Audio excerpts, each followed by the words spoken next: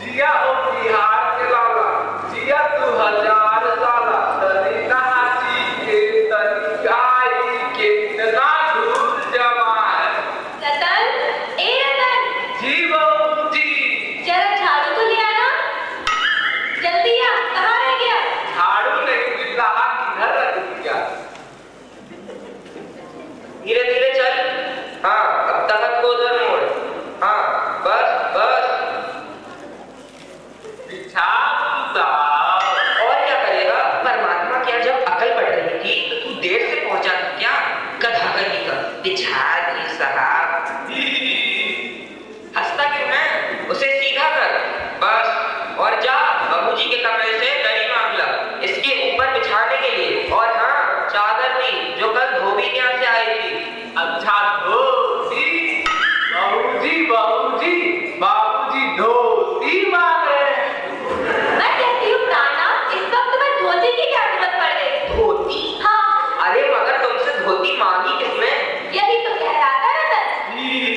क्यों बे रतन, तेरे कानों में ढक्कन लगी है क्या? मैंने कहा था कल धोबी के यहाँ से जो चद्दर आई ना वो मांग ला। अब तेरे लिए दूसरा दिमाग कहाँ से लाऊं?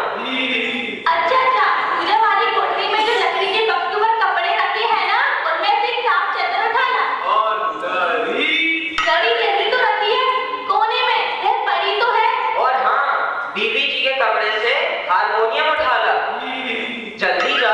लेकिन मैं तुम्हारी लाड़ी बेटी तो भूख बुलाई पड़ी है। भुलाए और तुम उसकी माँ किस्मत की दवा हो। जैसे तैसे करके तो वे लोग हाथ में आए हैं और तुम्हारी बेवकूफी की वजह से सब चौपट हो जाए तो मुझ पर मत भड़कना। तो मैं ही क्या करूं? सारे जतन करके तो हाथे तुम्हें यहाँ से पढ़ा लिखा कर इतना सर चढ़ा रखा है। मेरी समझ में तो ये पढ़ाई लिखाई की जंजाल आते ही अपना जमाना अच्छा था, आई पढ़ी हिंदी सीखी और बस। आजकल की तो लक्षण ही अनोखे हैं। ग्रामोफोन होता है ना? हाँ, लेकिन क्यों? दो प्रकार का होता है। एक आदमी का बनाया हुआ जिसे जब चाहा चलाया और रोक दिया, और दूसरा परमात्मा का बनाया हुआ। भैया एक बार चालू तो रुकने का नाम ही नहीं लेता। हटोगी तो मैं तो बस हटोगी ही पूछती रहती है। यह तो होता नहीं क्यों अपनी लाड़ी बेटी को राह पर डालते। अब देर ही कितनी रह गई है उन लोगों के आने में। हाँ तो हुआ क्या? तुम्ही ने तो कहा था कि जरा ठीक ठाक करके नीचे ना। इसी माँ ने तो मैंने उसके सामने बॉर्डर क्यों रख दिया था, पर उसे तो इन चीजों से ना जाने किस जन्म की नफरत है। भाई मैं तो थक गई तुम्हारी इस तरकीब से। ना जाने कैसा तो इसका दिमाग है, वरना भाई आजकल की लड़कियों के भरोसे ही तो मेकअप का कारोबार चलता है। अरे मैंने तो पहले ही कहा था, इंटरेस्ट की बात करा के लड़की अपने हाथ तो रहती और इतनी परेशानी ना उठानी पड़ती, पर तुम तो बिल्कुल चुप।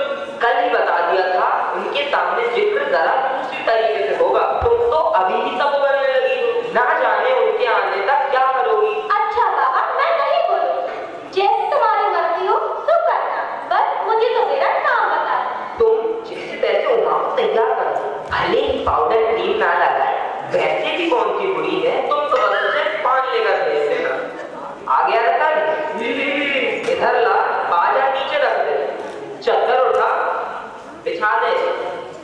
ला मुझे दे, तू जा और सफाई कर।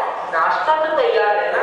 नाश्ता तो तैयार है, मिठाई तो भी लोग ज्यादा खाएंगे नहीं, कुछ नमकीन चीजें बना दी है, चाय तैयार भी है और टोस्ट भी। और हाँ, मक्खन, मगर मक्खन तो आया ही नहीं। क्या मक्खन नहीं आया? तुम्हें भी किस वक्त याद आई है? पता है मक्खन वाले की दुकान कितनी दूर है, मगर तुम्हें तो कोई बात सही टाइम पे पूछती ही नहीं। अब रतन मक्खन लेने जाए या यहाँ का काम करे? यह काम कौन सा है? कमरा तो सब ठीक ठाक है ही, नाश्ता यहाँ बराबर वाले कमरे में ट्रे में रखा हुआ है, तो तुम्हें पकड़ा दो। इतनी देर में रतन मक्खन ले ही आएगा। दो आदमी की तो है। हाँ, दो लोग ही तो हैं। एक तो बाबू गोपाल प्रसाद और दूसरा उनका बेटा शंकर। और सुनो, उमा को समझा देना जरा सच धज के आए। ये लोग थोड़ा ऐसे ही हैं, खुद तो पढ़े लिखे हैं, वकील हैं, सभा सोसाइटियों में भी जाते हैं, मगर लड़की चाहते हैं ऐसी कम पढ़ी लिखी को। और लड़का? बताया तो था तुम्हें, बाप सेठ है जो लड़का सवाल से कहता है। शादी का सवाल दूसरा है और पढ़ाई का दूसरा। बाबूजी बाबूजी बाबूजी क्या है? कोई आ रहे हैं। अरे प्रेमा, वे लोग तो आ भी गए। अरे तू अभी तक यहीं खड़ा है, मक्खन लेने नहीं गया? सब चौपट कर दिया। इधर से नहीं